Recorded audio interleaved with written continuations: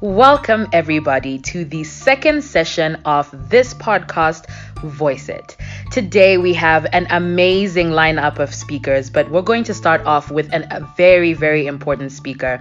Thank you so much to the Hurula Ministry of Regional Integration for sponsoring this podcast and all of the other podcasts to follow. I would just also like it to be known that this podcast is part of the multimedia campaign against ending GBV in Hurula. Now, let me welcome my first guest from the Ministry of Youth. We have Honorable Ishmael. Please let us and the listeners know, how are you doing today? First of all, Janice, thank you very much for having me. This is such a huge privilege to be part of this initiative, which is to end the GBV and all type of discrimination towards women. And I am very excited about being here, and I will try my best personally to give some of the strategies that we have been working on for the past, I would say, months in our ministry in order to support and prevent and advocate against GBV. So thank you for having me. No, the pleasure is all ours. And please, sir, all protocol observed. I want us to be able to have a free and open and very loose conversation. So I'm looking forward to us digging in and getting into all of these questions. So let me start off by just asking, how effectively do you think that the Ministry of Youth can address the issue of gender-based violence in Hurula? This is actually a good question.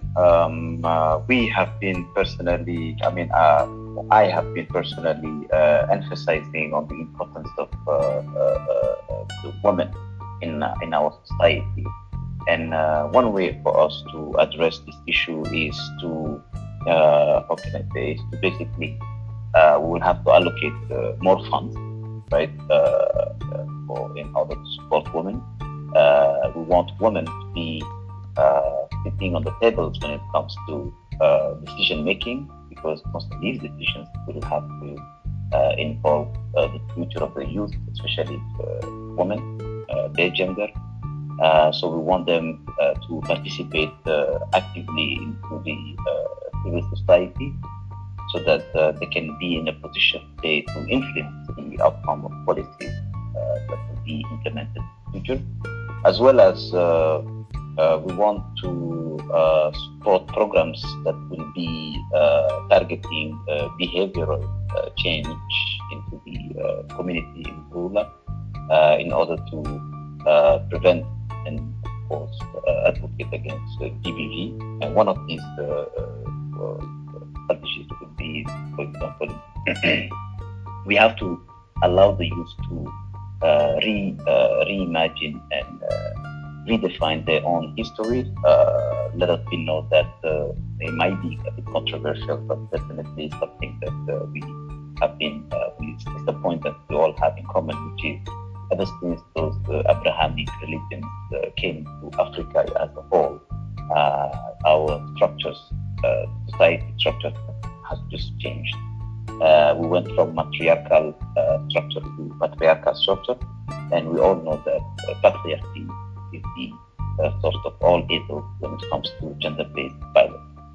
So what we will be doing, as well as we will be emphasizing in schools, we want the schools to have a laicity kind of mindset instead of religious.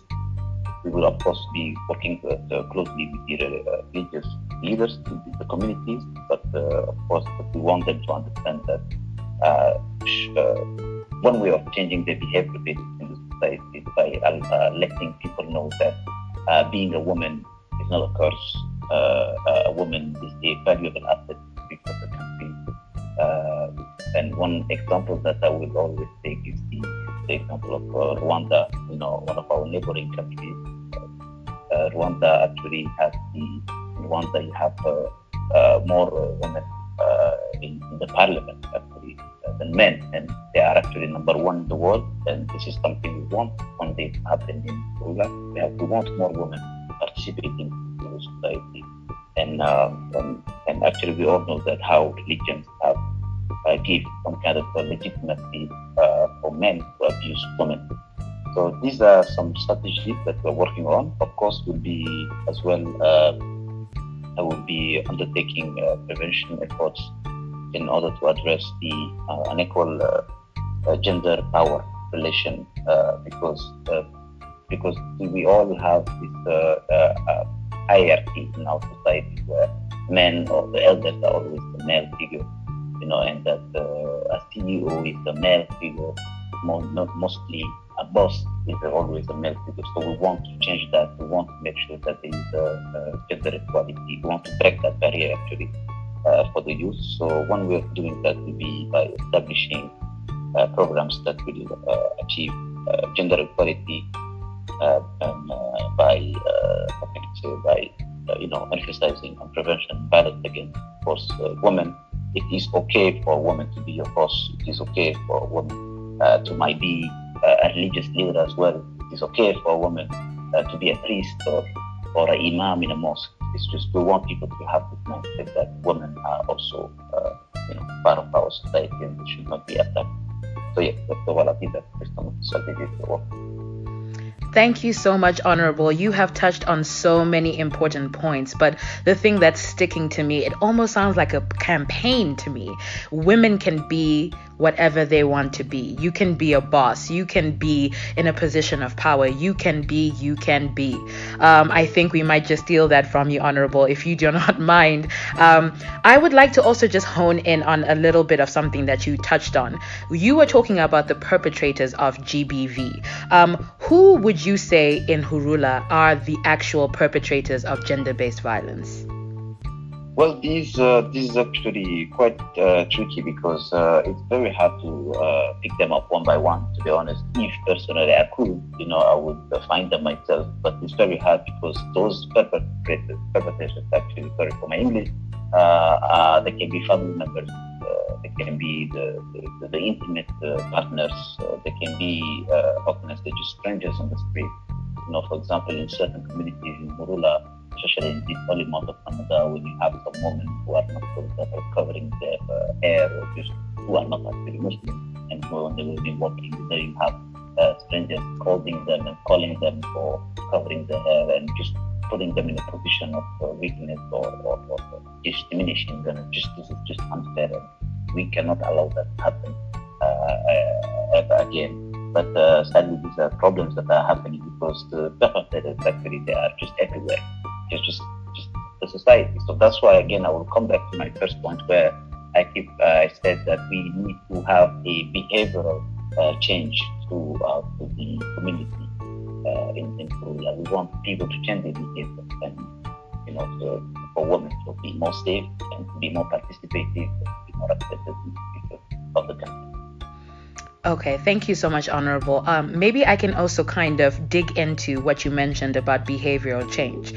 Does the Ministry of Youth have any policies in mind that they wish to implement when it comes to either behavioral change campaigns or behavioral change programming in regards to gender-based violence? What do we have to look forward to?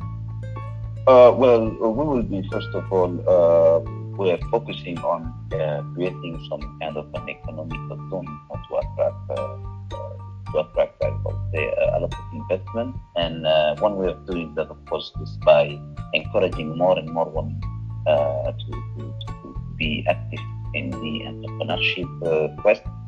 So we will be creating more funds for them, especially for women. Women will be doing something like a positive discrimination. So if just a regular female as a member of Hurula just come up with a business plan or with a business idea, then she will have actually more support than their male counterpart, and we'll be giving them more funds.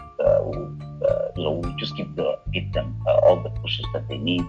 And obviously that is just the entrepreneurship part, as well as what we are working actually on is to create, of course, councils, and we will be bringing experts for women who have been actually who are suffering from trauma, because things like PTSD is often referred as as something that happens when somebody goes to war, but PTSD can be everything. And actually, female members of our society are the ones that are suffering with PTSD mostly.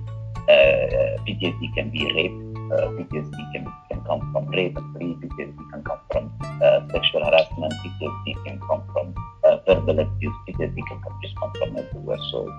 So we want to have experts who will be inviting from other countries that will be helping those women to deal with their trauma the best way, so that they can be efficient or perfect, good members of our society, and so that they can contribute into the development of our nation.